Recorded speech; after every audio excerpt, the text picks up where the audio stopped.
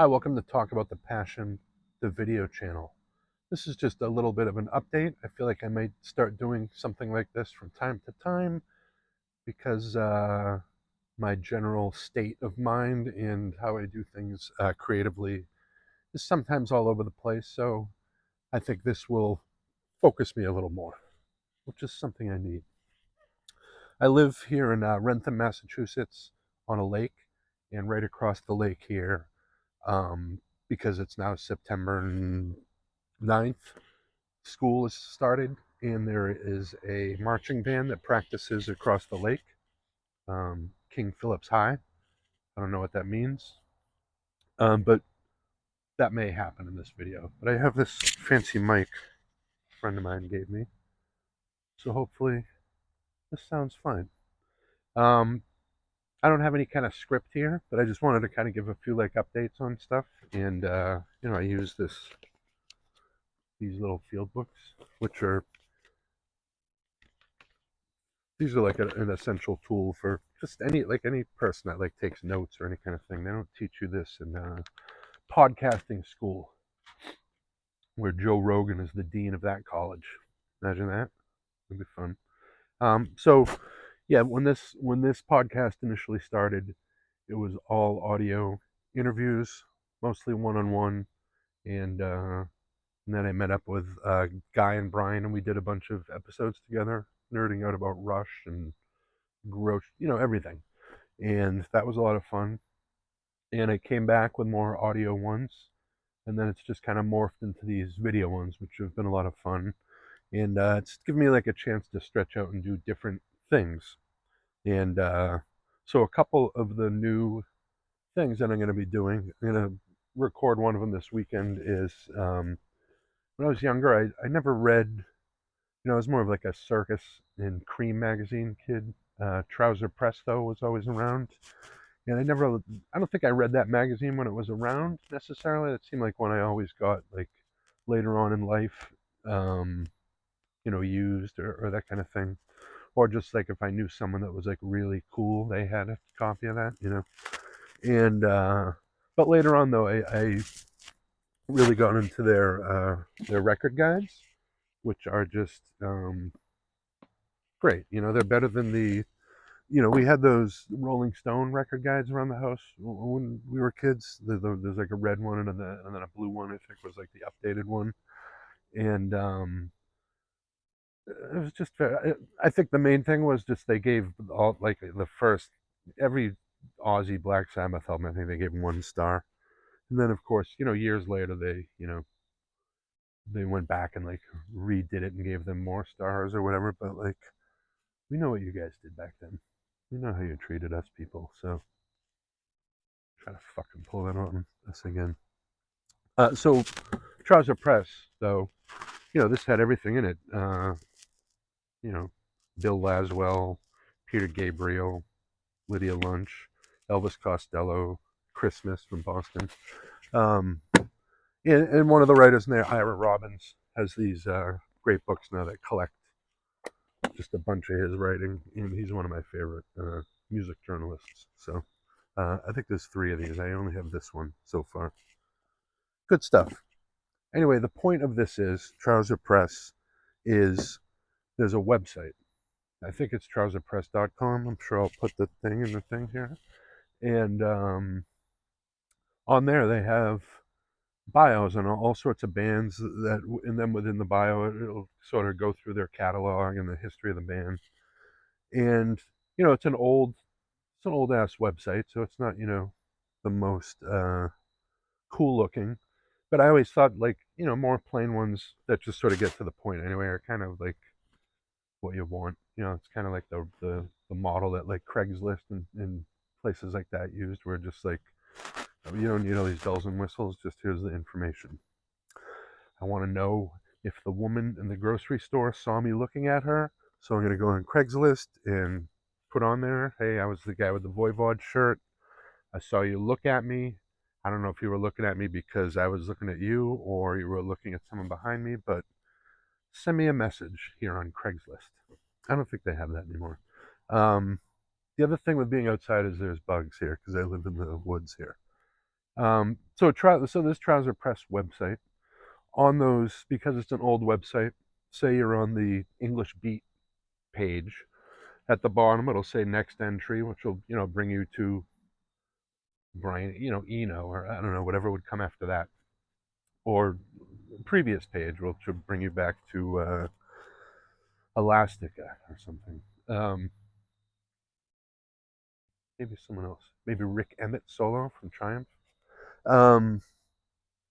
You think he's on? You think anyone in Trouser Press knows who Rick Emmett is? What do you think? Probably. Um, but yeah, but then in the middle, there's a thing that says random entry. So you click that, and it will just bring you to a random entry. So when I work, I always have, Spotify on or something. Sorry, I buy records still, which we're going to get into in a few minutes here. But I just use that because it's just one of the streaming services I have a million playlists on. Anyway, I'm not going to fucking apologize for things I do. Okay? Maybe I will. Anyway, so when I'm at work, a lot of times I get bored listening to the same thing. So at one point I started going on that website and pressing that random entry and seeing if it would come upon a band that either I had never heard of or a band I had heard of and never like explored their catalog. Like people like, like Red Lorry, Yellow Lorry was one I discovered recently on there. I'm finally got into Front 242 and Nitzer Ebb, which were, bands that have been around my life forever and people love them. But those came up on there and I just started listening to them recently and I'm really digging that stuff. A lot of that uns stuff with, like guys yelling at you. I don't know if that's some sort of psychological thing I should look into, and that's why I'm enjoying that. But yeah, so my idea for this video podcast here is to do that. Go on there and find some artist I've never heard of or one that I, never took a deep dive in and explore their catalog. And so I did that recently with a band. It's going to be the first one. It's a band from Britain from the 90s. From Britain. Who says that? But they're really good. Indie rock, some indie rock thing. And, you know, I don't know what they call this segment, like Trouser Press Roulette or something. I don't know. This is probably what I'll call it. Trouser Roulette. That sounds like one of those things in like junior high. Hey, look at Timmy's playing Trouser Roulette over there. Look at him. Right? Look at him. So yeah, I'm gonna do that. I have a band that I've been listening to like all week, and they're fucking great, and I've never heard of them, and so I'm gonna talk about them and sort of go through some of their stuff and their history and whatever. And hopefully that'll turn into something I can do all the time because I think it'll be fun. And then the other new segment I've been toying with, and I even recorded sort of part of one, was just to sort of, I feel like like I was talking about earlier with like focus, when I do anything creative or something like this, or when I was in a band, whenever we recorded albums, particularly my band Presley, 3 of the records that we did out of the 4 that we recorded, it made it easier in my head to think of it as a concept album, even though it wasn't really that hardcore of a concept, but it made like it easier to sort of focus on like a finished product or a finished piece. I like to call music product. So yeah, so with these kind of things, it's nice to have sort of just an idea of like, let's do this. But so this other one I wanted to do, and this would have an endpoint, was to do music from each year that I've been alive. So I'm going to turn 56 in November, which is fun, and which makes it, and it keeps on like Facebook. I keep seeing the ads for it, and this is only going to make sense to people in New England, but WLVI, Channel 56, like Preacher Double Feature shirts. So I'm probably going to get one of those because I'm sick of living in the the Sammy Hagar year of double nickels here. it'll be nice to switch it up a little. So I'm gonna get one of those at some point. Greg Delaria, uh, good guy from Boston, metal guy. Saw him recently. He had one, so I'll try not to get the same one he has, just in case we run into each other again. So I was thinking of talking about music from each year. And on this podcast, I've been trying to sort of stay in the same world of music, and hardcore and metal. But obviously, one of my favorite bands of all time is Rush. I love The Cure and all that kind of stuff too, and hip hop and funk and soul and that kind of stuff. But I always kind of wanted to keep it sort of in the same realm. Um, but when I think about like 1969, there's not much of that in that year. A lot of that stuff is sort of starting, and that's always, those arguments between people, was it the MC5 or the Sonics or Black Sabbath or Zeppelin, and so I'll talk about some of that stuff, but from that year, not until like 70 or, once like Sabbath and that kind of stuff happens, that's when you start to get more metal. And then, the punk stuff, obviously starts with, Stooges and that stuff. But I feel like this maybe will give me more of a freedom to talk about other stuff because also like 1969 is like my favorite year of music. I mean, it's not really that much. When I was doing research for the first year of this, it wasn't that much. 1969. I mean, there's the Stones put out, I think two records that year. The Beach Boys 2020, which is one of those weird hipster ones like people like me like. Um, yeah, obviously the MC5, the Stooges, Captain Beefheart Trout Mask Replica, which is going to be one of the ones I talk about, Zappa, Hot Rats. So I listen to a lot of that kind of stuff too. So, and I think that kind of fits in with what we're trying to do here. But I'm excited to get to like 1974 because then you get like some of that crazy King Crimson stuff, and BOC early 70s is fun. Yeah, we're gonna have fun. And then when we get to the later years, I listen to a lot of modern music still, but not as much as I should, and I'm trying to change that, which we're gonna talk about in a second here. Um, but yeah, so once we get into those later years, I'm kind of excited to then, because if you ask me right now, like what came out in 2010, I have no friggin' I couldn't tell you. And I probably love 3 albums from that year or whatever. But when we get into like the 2000s, I guess, stuff gets a little hazy for me. But I'm not one of those people who's like I won't listen to new music. Um, excuse me.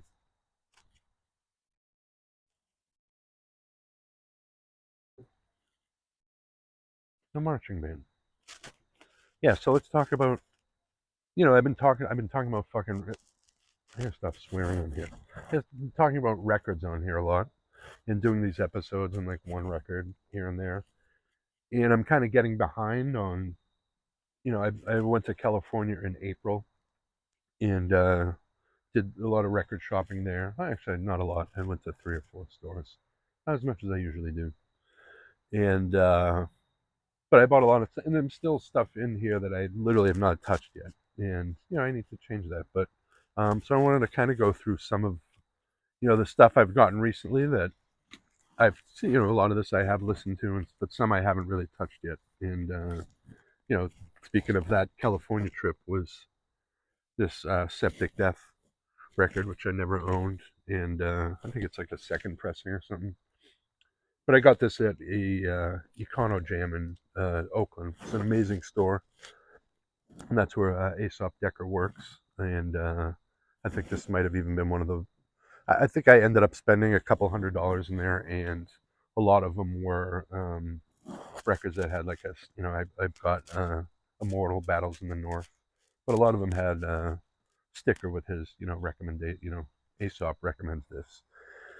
And if you haven't listened to that episode of him on the podcast here, which he was one of the first people to come on here when I started doing this again, that was a great conversation. And I'm hoping to have him on here again. But anyway, he works in that store, Econo Jam in Oakland, California. It's a great great shop.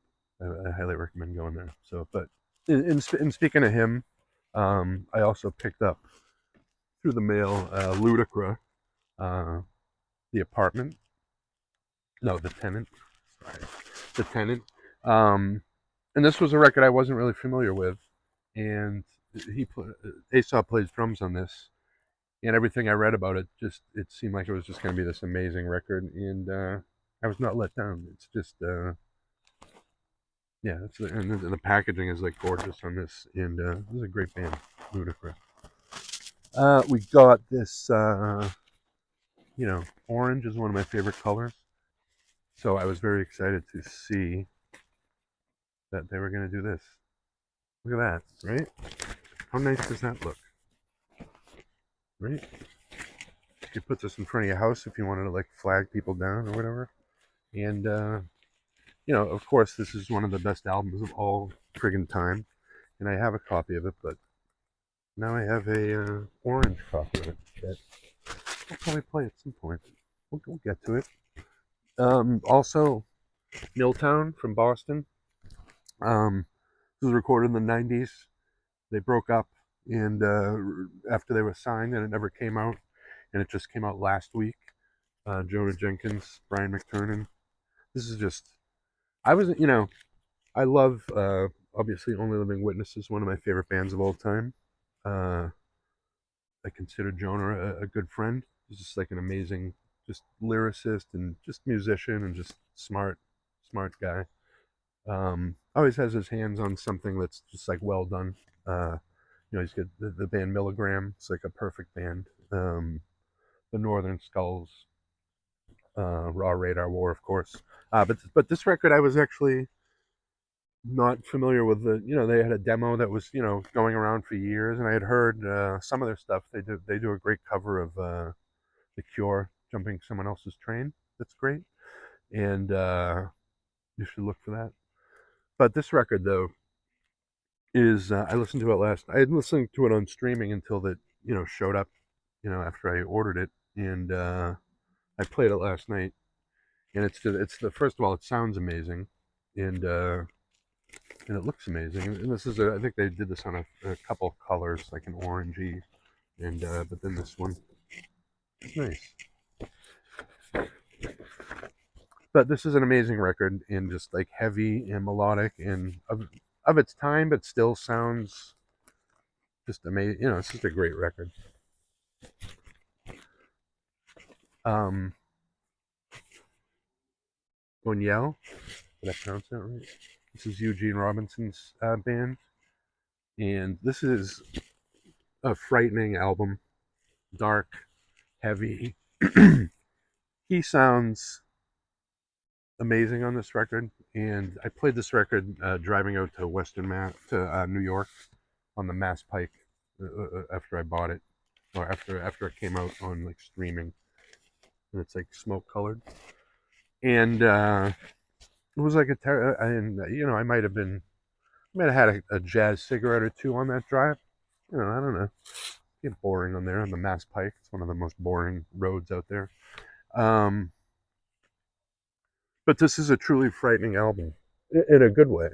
The music is just heavy and just like it's just I don't know how to explain it, but I would check this out if I were you.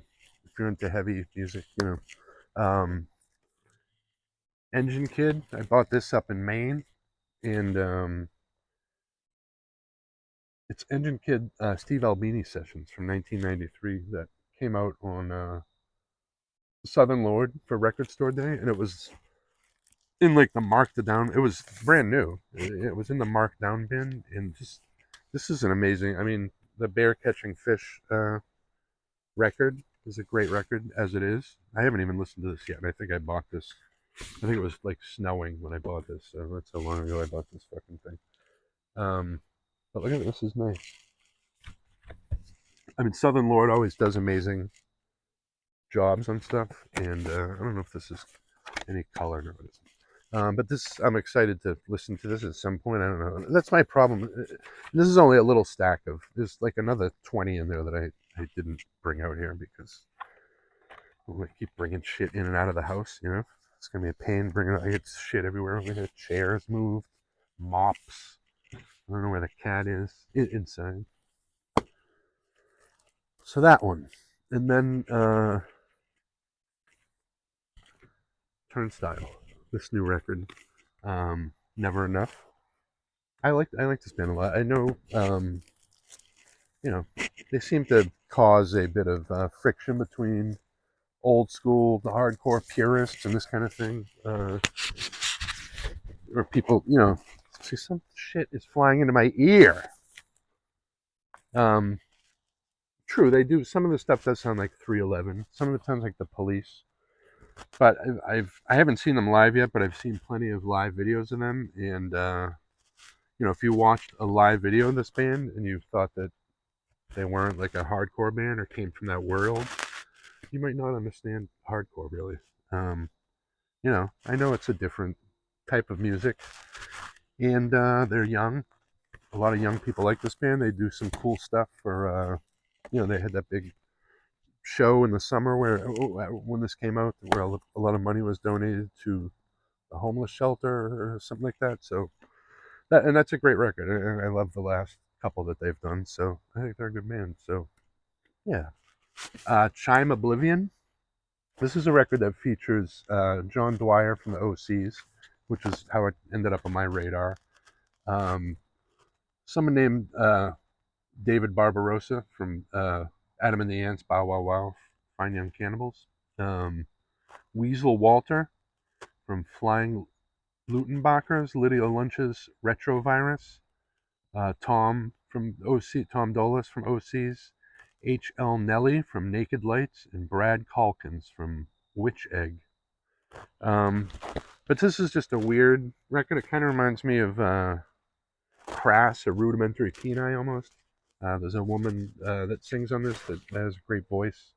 And this is a cool band. It's a good record. Chime Oblivion. And then these two just came in today. We got these. We got some mail today. Speaking of John Dwyer, it's the new OC's Abomination Revealed at Last. I like the last. These guys have had a steady run of really good records, I think, in the last few years. I like this sort of direction they've been doing, where it's like a lot of fast, crazy stuff. And this one's good. I've only listened to it a couple times online, so I'm excited to actually sit with this, and it actually has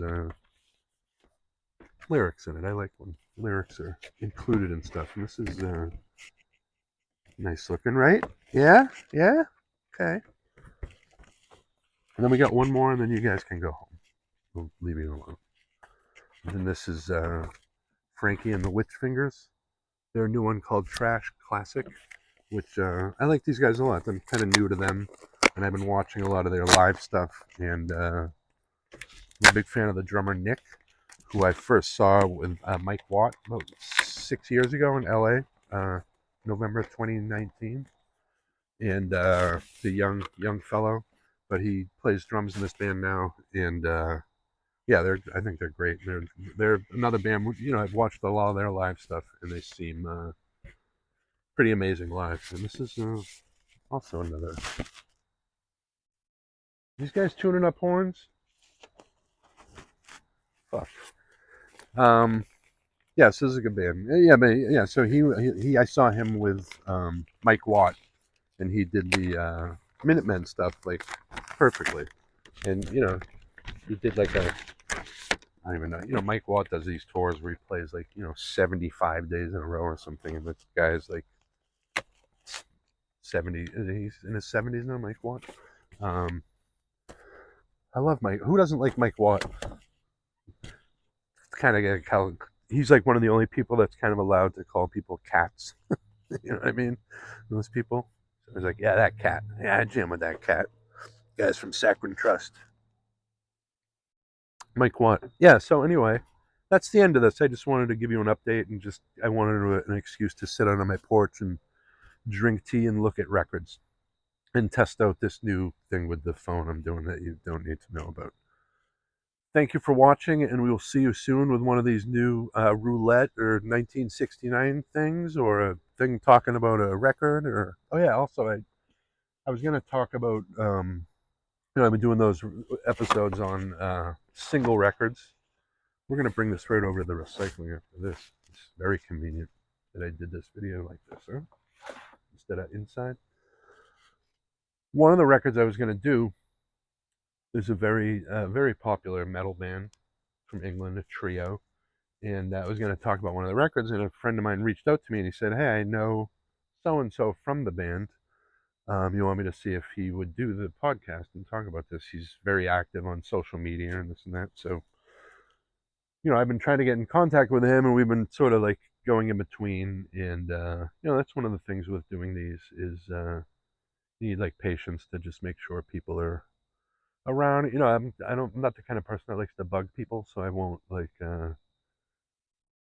be like a jerk. I would never be like message someone like over and over if they didn't reply like the first time. But because of how social media is, and if you're not friends with people, now the drums, you hear them. A lot of times you can't message someone if you're not connected to them, and that's what I think happened here with this guy. So he has my phone number now and my email, which I gave to my friend because he requested it. He said, "Let me, I'll get in touch with him through this instead." So if you had told 14-year-old me that guy from the band would have my phone number and email, I probably would have spit in your face. Anyway, with that, thanks for watching, and we will talk to you soon. Thanks.